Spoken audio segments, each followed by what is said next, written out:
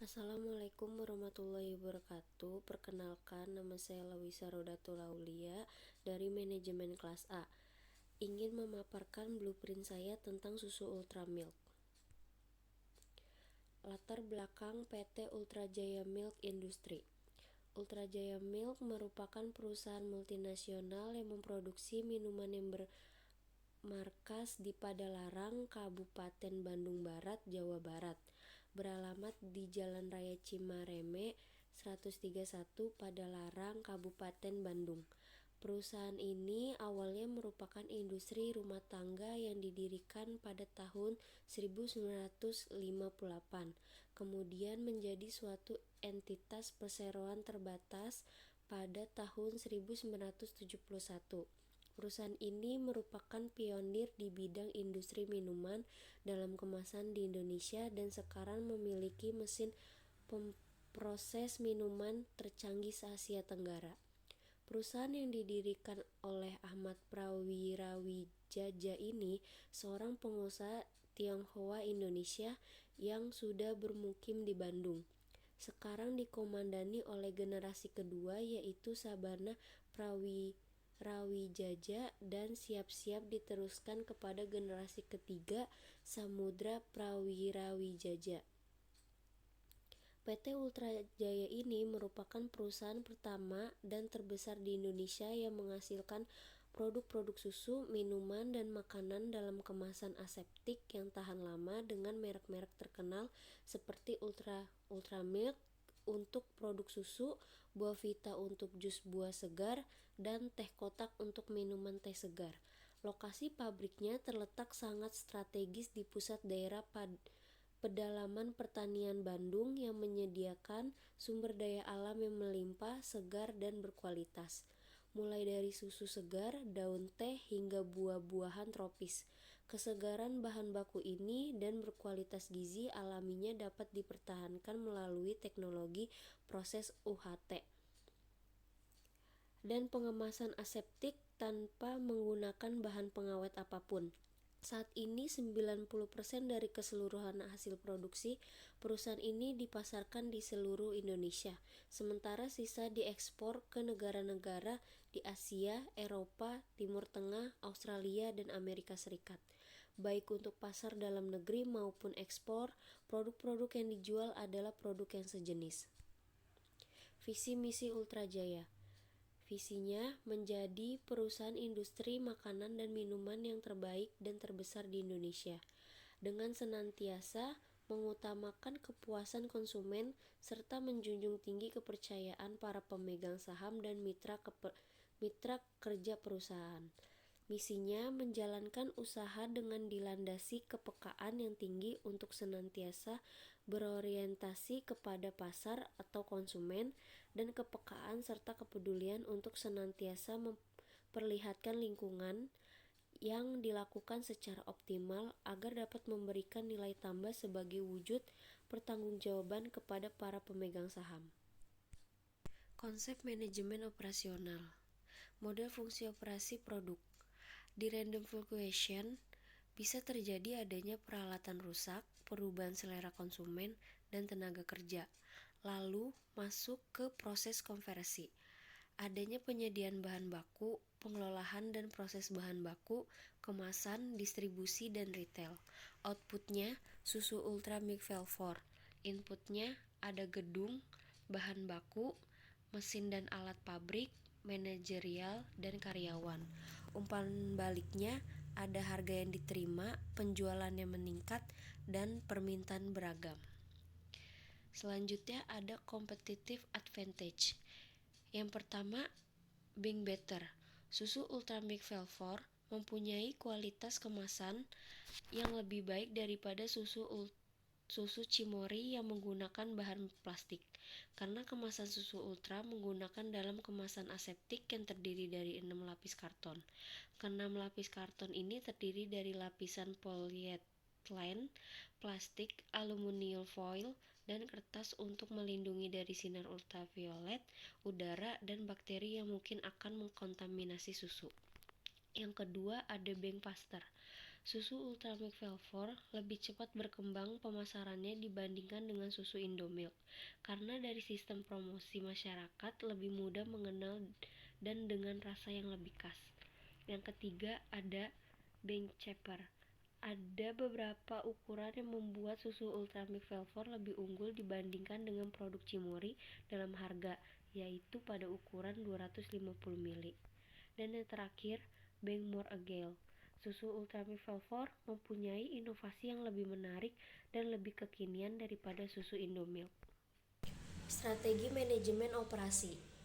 Nah, di sini ada 10 keputusan MO antara Ultramilk dengan Indomilk.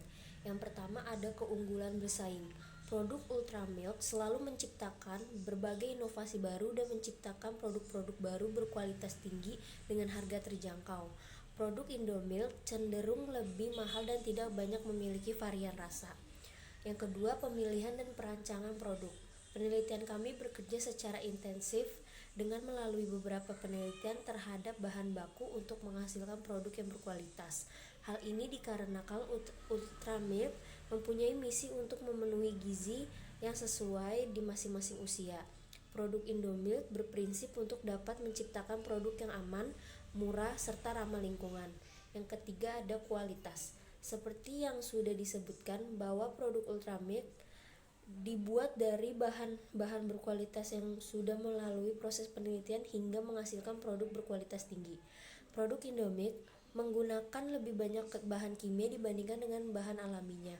4. Proses. Kami bekerja dengan lebih dari 10 pusat penelitian terbaik di Indonesia guna memastikan kualitas dari berbagai aspek, dari bahan mentah hingga ke bagian packaging.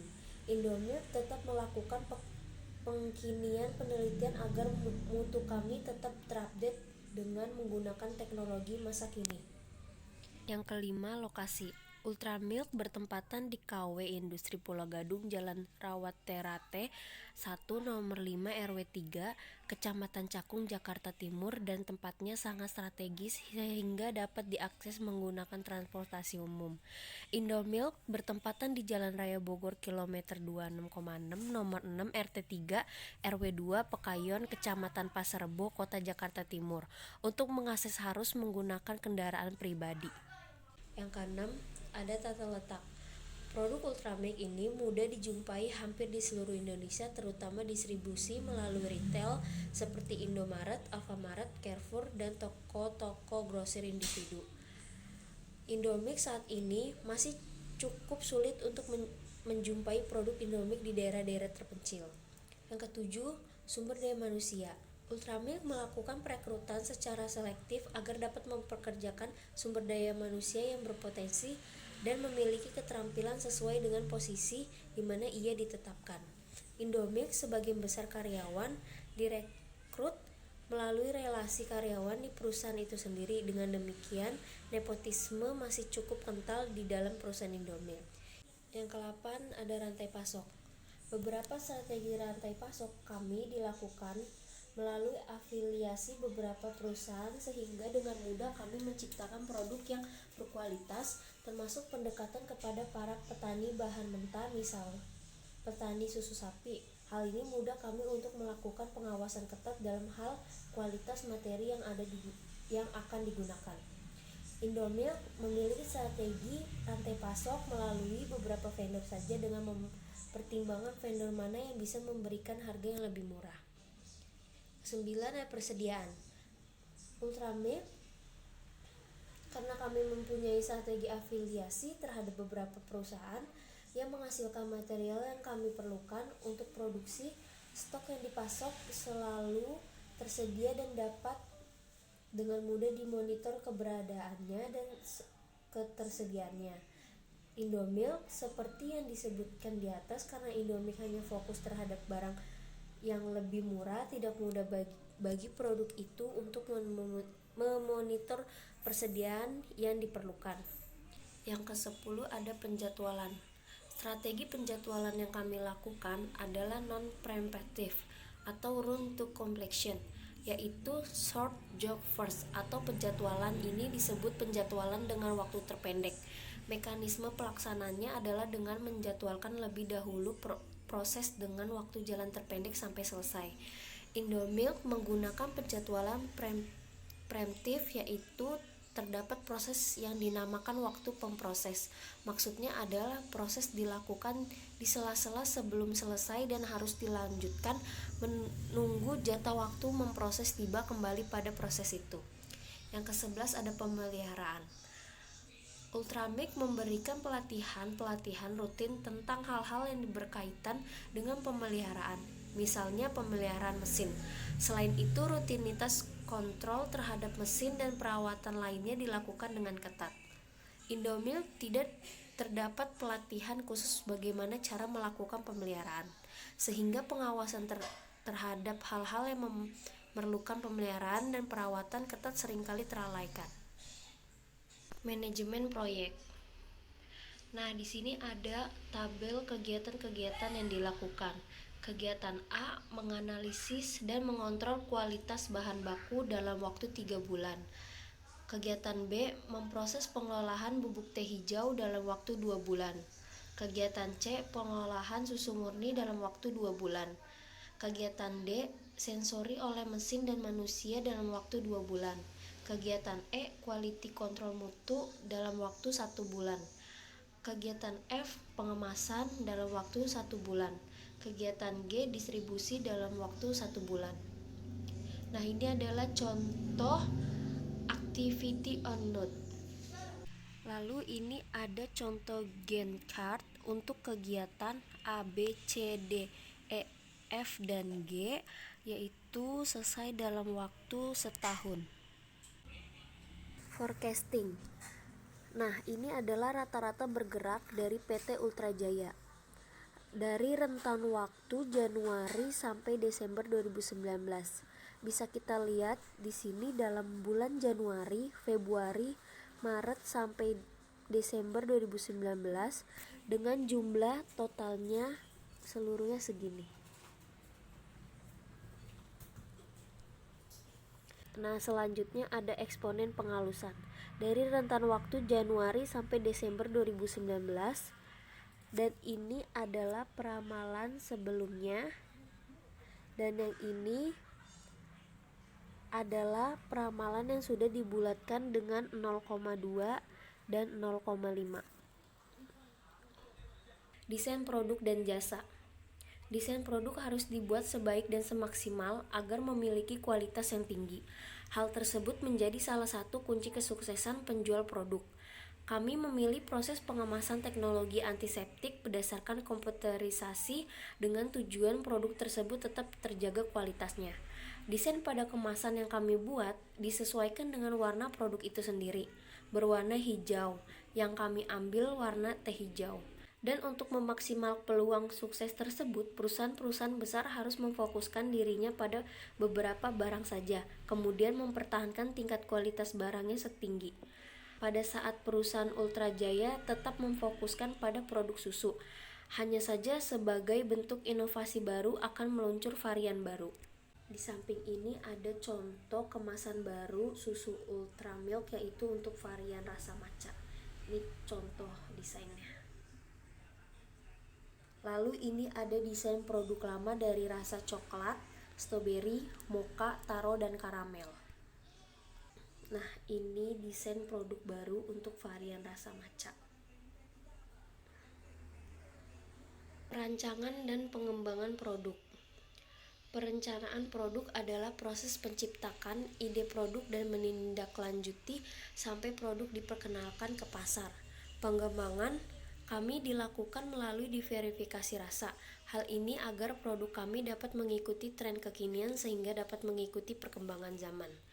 Tujuan pengembangan produk melalui diverifikasi adalah selain mengikuti arus perkembangan zaman, hal ini kami lakukan untuk dapat bertahan di dunia produksi minuman yang semakin menjamur, memberikan nilai maksimal bagi konsumen, memenangkan persaingan perusahaan dengan memilih produk yang inovatif, produk yang dimodifikasi, serta mempunyai nilai yang tinggi baik dalam desain warna, ukuran, kemasan, merek, dan ciri-ciri lain. Dalam hal perencanaan produk, Kami menggabungkan beberapa gagasan produk yang akan direalisasikan sampai nantinya diperkenalkan ke target pasar. Untuk meningkatkan nilai jual, minat beli, dan juga memenangkan persaingan, kami melakukan pengembangan produk dengan berinovasi. Inovasi yang kami lakukan yaitu dengan menambah varian rasa baru yaitu matcha. Perencanaan ini timbul dari menjamurnya produsen minuman di kalangan ekonomi menengah ke bawah dan untuk mempertahankan eksistensi di dunia minuman susu. Pertanyaan yang kadang timbul misalnya, produk apa yang kira-kira banyak diminati semua kalangan baik orang dewasa maupun anak-anak? Karena setiap perusahaan itu harus memiliki kreativitas agar kegiatan operasionalnya tetap berjalan dengan baik dan lancar. Kemudian dari pertimbangan tersebut muncul ide untuk meluncur inovasi baru. Saat ini Ultra Milk Flavor telah memiliki 5 rasa, yaitu coklat, stroberi, mocha, taro, dan karamel. Untuk dapat memenuhi kebutuhan masyarakat, Ultra Jaya sedang melakukan peluncuran inovasi baru yaitu rasa matcha. Kombinasi susu dan teh hijau ini menambah cita rasa yang lebih lezat. Matcha adalah teh hijau berbentuk bubuk yang dibuat dari menggiling teh hijau hingga halus seperti tepung. Perpaduan rasa manis dari susu dan rasa khas teh hijau membuat produk ini berbeda dengan produk lainnya. Selain keunggulan rasa, produk ini dibuat dari bahan-bahan berkualitas tinggi seperti bahan baku teh hijau yang diimpor langsung dari negara Jepang. Susu segar berkualitas tinggi dipadukan dengan rasa alami, coklat, stroberi, mocha, taro, karamel, dan matcha. Ia mengandung keseimbangan alami baik protein, karbohidrat, vitamin, dan mineral. Selain rasanya yang enak, menjadikan Ultra Milk Flavor sebagai nutrisi yang lengkap dan seimbang untuk konsumsi sehari-hari. Rasa susu kami dikenal tidak hanya karena rasa yang terbaik di antara semua produk yang ada di pasaran, tetapi juga karena bahan susu yang segar dan murni alami. Manfaat Ultra Milk Flavor sangat ideal untuk mengkonsumsi minuman sehari-hari. Ini akan mengisi kembali kebutuhan tubuh Anda setelah aktivitas apapun dan oleh karena itu idealnya digunakan setelah latihan untuk membantu merehidrasi dan membangun kembali tubuh Anda. Khusus untuk produk ini, Ultra Milk Flavor Matcha direkomendasikan untuk konsumen yang berusia 5 tahun ke atas. Ultra Milk Flavor adalah susu alami terbaik yang dipadukan dengan rasa alami memberi cita rasa terbaik dan nutrisi penting bagi seluruh anggota keluarga, khususnya remaja. Target sasaran kami adalah kalangan anak, remaja, dan dewasa. Nah, ini adalah sejarah perkembangan produk dari PT Ultra Jaya Milk. Total Quality Management. Perbaikan yang berkesinambung. Yang pertama ada planning, membuat inovasi varian baru dan kemasan yang identik terhadap produk tersebut. Tujuannya agar Ultra Milk Flavor tetap bertahan dan tidak kalah saing di dunia pasar. Yang kedua ada dowing, membuat racikan yang mengandung protein, karbohidrat, vitamin, dan mineral yang membuat produk ini kaya akan gizi yang seimbang. Yang ketiga ada checking. Setelah selesai diproduksi, semua produk Ultra Milk Flavor ini diuji oleh BPOM. Apabila tidak lolos, maka produk tidak dapat dipasarkan dan harus mulai dari awal lagi. Yang keempat ada acting, memasarkan produk sesuai dengan perencanaan jika sudah mendapatkan izin BPOM. Strategi lokasi. Di sini ada contoh perhitungan strategi lokasi. Sumber bahan baku bobotnya 30, sewa tempat bobotnya 35, sarana transportasi bobotnya 20, tenaga kerja bobotnya 25, dan limbah bobotnya 30. Daerahnya ada di kota Jakarta, Bandung, dan Bali. Lalu kalau kita hitung bobot dikali skor, maka kita jumlahkan dan hasilnya adalah yang paling besar ada di kota Bandung, yaitu 435. Strategi lokasi. Lokasi yang strategis adalah wilayah penempatan operasi produksi sebuah perusahaan yang dapat memberikan keuntungan maksimal terhadap perusahaan tersebut. Karena tujuan strategi lokasi adalah untuk memaksimalkan manfaat lokasi bagi perusahaan. untuk dapat mendukung penyebar luas produk melalui segmentasi pasar yang cocok, maka diperlukan adanya pertimbangan untuk memutuskan memilih suatu lokasi yang cocok. Adapun faktor pertimbangan yang dapat dijadikan bahan penentuan lokasi untuk pabrik, maka selaku produsen susu merek terkenal Ultra Jaya Milk, hal-hal sebagai berikut. 1. Kedekatan dengan pelanggan. Biaya distribusi dan biaya-biaya lain yang terkait dengan distribusi akan meningkat seiring dengan jarak antara fasilitas produksi dengan pelanggan. Semakin jauh jarak antara pabrik dengan pelanggan, semakin tinggi pula biaya distribusinya. Ultra Jaya Milk mengambil lokasi di daerah industri wilayah Cikarang yang tidak jauh dari Jakarta. Dengan demikian, akan memudahkan untuk menjangkau para distributor di kota besar. Yang kedua, ada kedekatan dengan pemasok, bahan mentah atau bahan pendukung. Berdekatan dengan pemasok, bahan mentah dan bahan-bahan pendukungnya akan menjamin stabilitas pasokan serta mengurangi biaya bahan mentah dan bahan pendukung akibat tingginya biaya pengiriman barang-barang tersebut. Wilayah Cikarang ini adalah wilayah industri yang memudahkan Ultra Jaya Milk memperoleh pasok bahan-bahan mentah yang akan diproduksi. Yang ketiga, ada ketersediaan infrastruktur. Infrastruktur yang lengkap seperti persediaan air, listrik, dan pengelolaan limbah akan sangat mendukung kegiatan produksi. Semakin lengkapnya fasilitas infrastruktur, semakin baik untuk dijadikan lokasi fasilitas produksi. Yang keempat, ada ketersediaan tenaga kerja dan sistem pengupahan. Lokasi-lokasi yang memiliki tenaga terampil dalam industri yang akan dijalankan sangat berpengaruh terhadap kelancaran produksi. Mendatangkan tenaga kerja dari daerah yang jauh akan meningkatkan biaya dan juga masalah-masalah yang berkaitan dengan administrasi ketenaga kerjaan.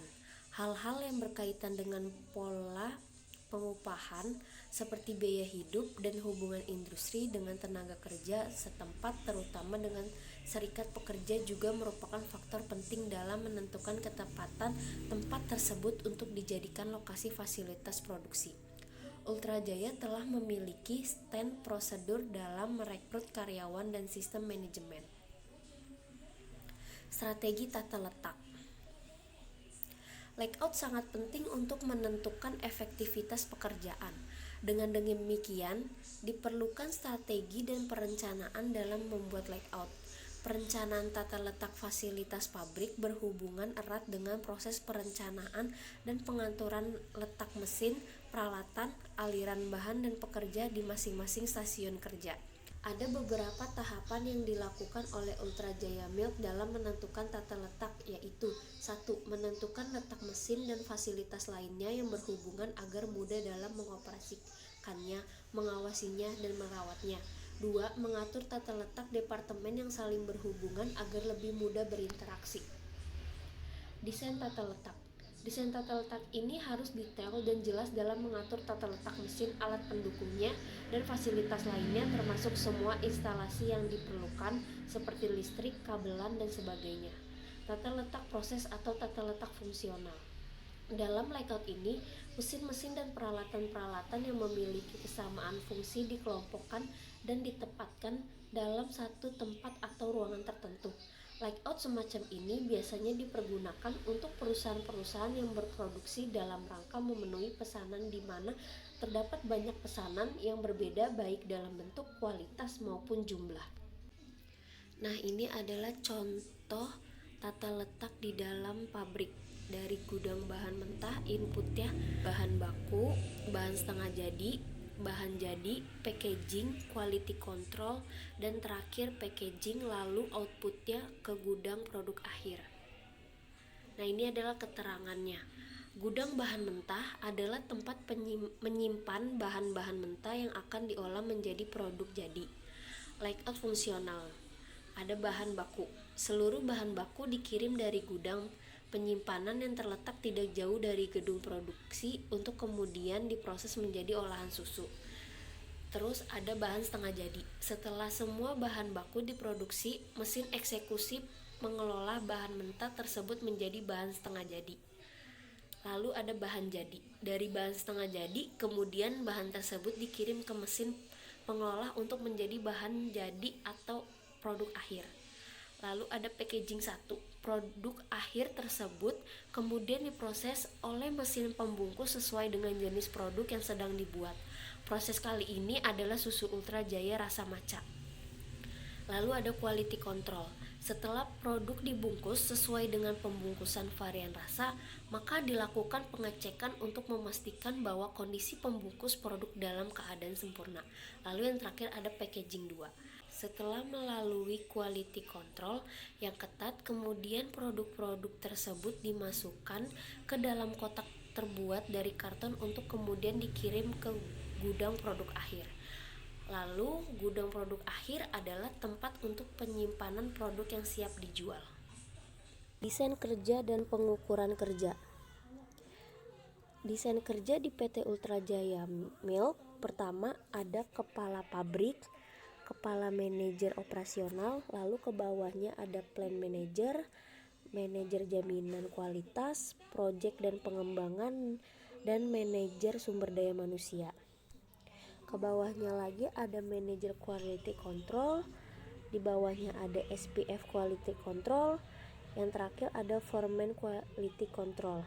Di sampingnya ada manajer produksi, bawahnya SPF produksi, dan terakhir foreman produksi. Di samping ada manajer maintenance, SPS maintenance, dan terakhir foreman maintenance. Nah, ini adalah penjelasan dari desain kerja. Jabatan yang pertama ada kepala pabrik. Job desk dari kepala pabrik bertanggung jawab dan mengawasi pelaksanaan proses produksi mulai dari bahan baku awal sampai menjadi barang jadi.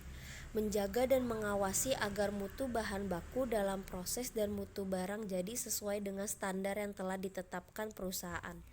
Yang kedua ada kepala manajer operasional. Job desk dari kepala manajer operasional bertanggung jawab untuk meningkatkan kinerja organisasi dengan manage risiko yang mungkin terjadi dalam proses operasional. Yang ketiga ada plant manager. Job desk dari plant manager memimpin, mengontrol, dan mengawasi keseluruhan dari operasi yang berjalan di pabrik dan juga bertanggung jawab untuk semua kegiatan di pabrik. Yang keempat ada quality control manager.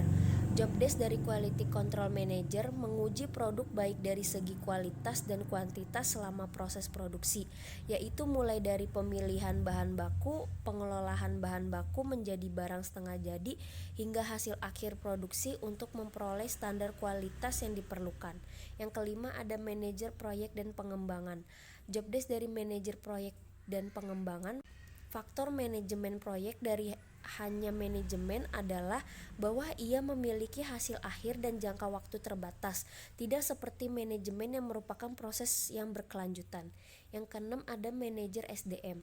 Job desk dari manajer SDM mendesain organisasi, mengatur cara dan sistem penilaian kerja masing-masing karyawan, mengatur para karyawan, mengembangkan potensi karyawan dan organisasi, mengatur sistem asas manfaat, penghargaan, dan juga tingkat kepatuhan karyawan. Lalu ada jabatan yang pertama SPF Quality Control. Job desk dari SPF Quality Control Supervisor akan bertanggung jawab terhadap hasil produksi untuk memastikan spesifikasi dan kualitasnya sudah memenuhi harapan pelanggan. Yang kedua ada Foreman Quality Control. Job desk dari Foreman Quality Control merencanakan, mengkoordinir, dan monitoring seluruh aktivitas quality control pada saat produksi, baik bahan baku yang dipakai, proses kerja yang dilakukan, maupun hasil atau output setiap subprosesnya untuk menjamin konsistensi kualitas produk yang dihasilkan sesuai standar yang telah ditentukan. Yang ketiga ada SPF Product. Job desk dari SPF Products mengatur dan mengawasi pelaksanaan setiap tahapan dalam proses produksi serta menjamin agar pembuatan obat sesuai dengan prosedur pengolahan dan pengemasan baik.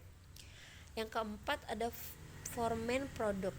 Job desk dari Foreman Product membuat item cek atau kontrol terhadap mesin produksi atau proses produksi. Yang kelima ada SPF maintenance. Job desk dari SPF maintenance mengawasi pelaksanaan pemeliharaan peralatan dan mesin untuk menjaga kelancaran produksi, mengurangi peralatan dan mesin berhenti karena rusak, menjaga konsistensi, kualitas dan memperpanjang umur peralatan dan mesin. Yang keenam ada foreman maintenance. Job desk dari foreman maintenance melakukan pengawasan atas pekerjaan teknisi dan tim yang berada di bawah wewenang dalam melakukan pekerjaan korektif atau preventif maintenance untuk memastikan kelancaran proses produksi serta melakukan analisa atas semua problem yang terjadi di area yang menjadi tanggung jawab berdasarkan quality dan delivery. Lalu ada strategi sumber daya manusia. Perencanaan pekerja. Manajemen pabrik susu Ultra Jaya Milk memiliki 300 karyawan yang terbagi dalam 2 grup, yaitu karyawan permanen dan karyawan kontrak. Segala hal terkait dengan upah tenaga kerja tersebut atau gaji dilakukan oleh Departemen SDM dengan menerapkan UMR sebagai dasar minimal gaji dan menentukan batas maksimal gaji untuk setiap jenjang posisi struktural karyawan. Jadwal kerja.